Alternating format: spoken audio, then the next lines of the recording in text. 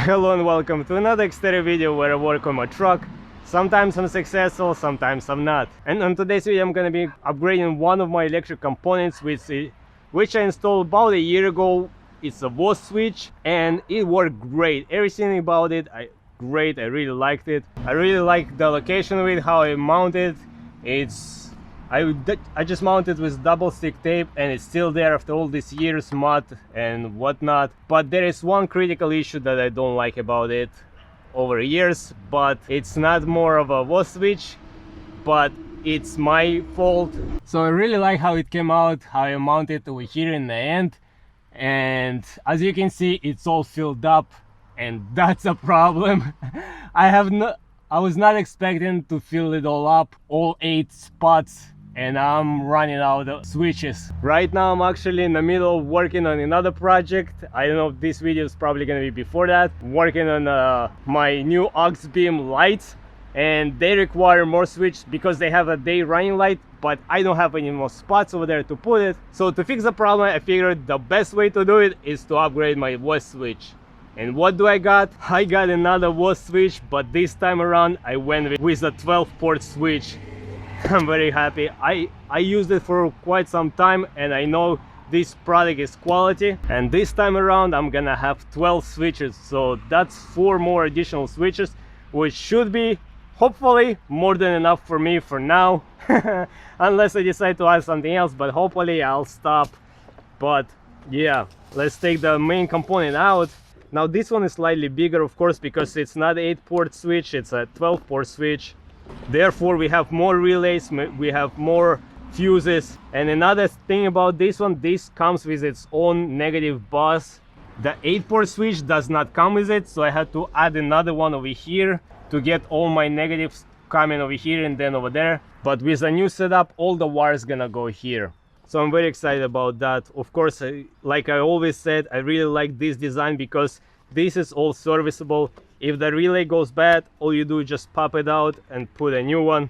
The same one with all the fuses. So that's pretty great. I really like it. Now what I'm gonna do, I'm gonna clean it all up. I'm gonna disconnect all my wires and I'm gonna remove the old WOS switch. It's gonna be fun to see how it's gonna be to remove it from double stick tape, but apparently it stayed there pretty good. And then I'm gonna work on reinstalling this one. Probably gonna install like that, of course, with all my wires going into here and my negative bus being in the back, but that should be no big deal. Now this wire, luckily it's the same 4-pin wire, so I don't have to run it to the inside. I just gonna unplug my existing wire and plug that one in there. And probably the same with the fuse. I already have it there, so I'm just gonna disconnect it here. But yeah, very happy about this. Now I can wire up more accessories over here, separate them, and have more control of the truck. So now it's gonna be the fun part. It's gonna take me 3 years to undo all this wiring, remove all of this, and start putting the new one in here, which also gonna be slightly different design because the negative bus is in the back, so I might have to reroute all the cables. Hopefully I don't have to extend any of them, but for the most part it should be straightforward replacement. So gonna disconnect the battery and gonna start removing all of this, and then guys I'm gonna show you the end result, hopefully within this year. Now to make my swap easier, what I did, I just unbolted these connectors which bolted from the other side. That way I can just remove both connectors. I don't have to cut the ends, I don't have to rewire anything over here for the most part, hopefully, we'll see. So I can push this to the side. I probably can do the same for all remaining connectors because all of these connections over here and over here are exactly the same. So I don't have to worry about this. So I can remove these ones, these 2 connectors as well, and put my existing ones.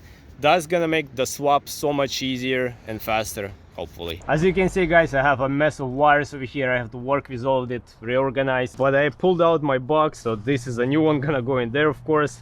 Now I'm just gonna check, make sure that the deep switches, the settings, everything is correct on a new one, because it has to power up when the truck is running. So yeah, so all I have to do is just switch the deep settings number 2. That's it.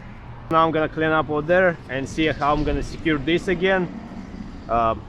Probably with just double stick tape.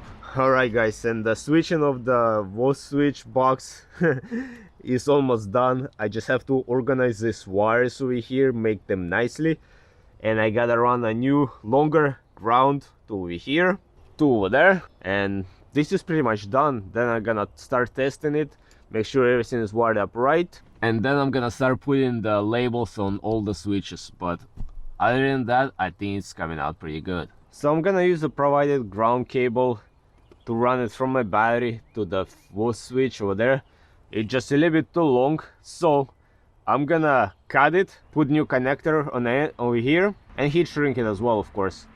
But now I'm just gonna run it, probably gonna run around here, come around here and connect it over here.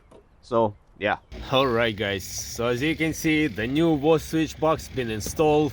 All the wires are connected, everything is organized for the most part, but everything is in place, and yeah, and it's much better now. I'm really happy with that. And of course the switch panel is installed. I label all my stuff.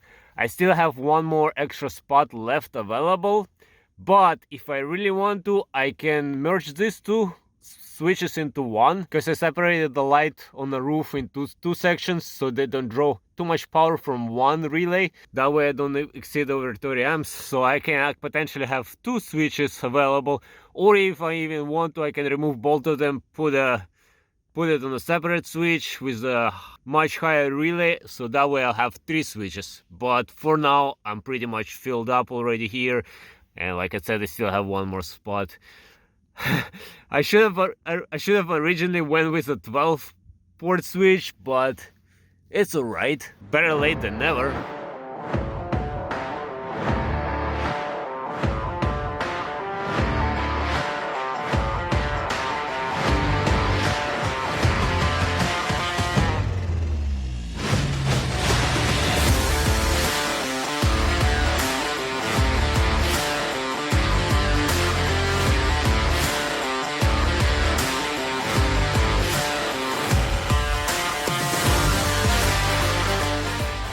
So once again, I'm very happy that I went with that VOS switch for many reasons. First of all, I like the durability of it, the practicality, that the fuses and the relays, I can always change them. Also, the box itself is waterproof, so if I even have some water spray, everything inside is protected because it's very well sealed. Another major factor, that all the relays, all the fuses are rated for 30 amps. That's pretty great. A lot of these boxes that you can find on Amazon or somewhere else, they only give you a couple of 30 amp fuses relays. The rest is broken down into 20, 15 and 10 amps. This way you for sure have enough power to use it wherever you connect to it.